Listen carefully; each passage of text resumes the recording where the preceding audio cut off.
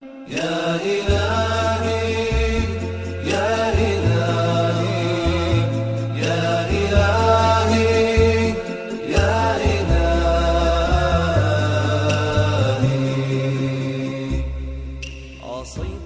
যারা পাপ কাজে লিপ্ত আছি, আল্লাহ আমাদের মনের ভেতরে সংকোচ, অস্বস্তি আর দুশ্চিন্তা অনুভব করিয়ে দেন। আল্লাহ তাআলা পবিত্র কোরআনে একে বলেছেন আল আযাব আল আদনা, অর্থাৎ কাছের শাস্তি। আল্লাহ তাআলা আমাদের এই কাছের শাস্তি অনুভব করার সুযোগ করে দেন, যেন আমরা বড় শাস্তি পাওয়ার আগেই তার কাছে ফিরে আসি। কারণ কি? শুনুন।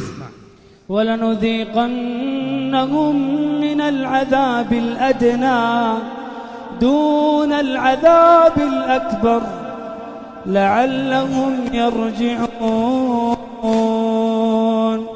ظَهَرَ الْفَسَادُ فِي الْبَرِّ وَالْبَحْرِ بِمَا كَسَبَتْ أَيْدِي النَّاسِ لِيُذِيقَهُم بَعْضَ الَّذِي عَمِلُوا لَعَلَّهُمْ يَرْجِعُونَ। যে তওবা করে তার প্রথম পুরস্কার হচ্ছে জান্নাহ। এটাই কি যথেষ্ট না? কিন্তু শুধু তাই নয়, সে আখিরাতের আগে এই দুনিয়ার জীবনেও সুখে শান্তিতে থাকবে। من عمل صالحا من ذكر أو أنثى وهو مؤمن فلنحيينه حياة طيبة وأن استغفروا ربكم ثم توبوا إليه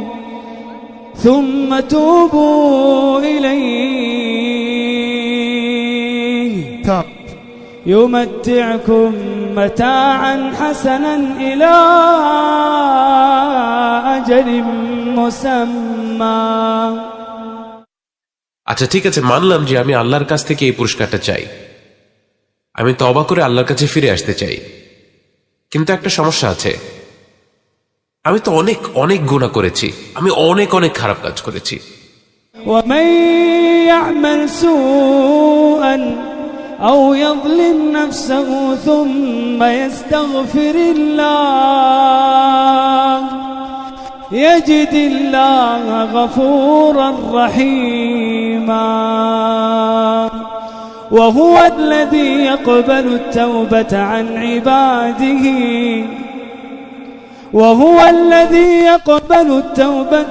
عباده ويعفو عن السيئات। শেখ, আমি এই যে এখন আপনার সাথে আছি, আমি কিন্তু এখনো এশার নামাজটাও পড়িনি।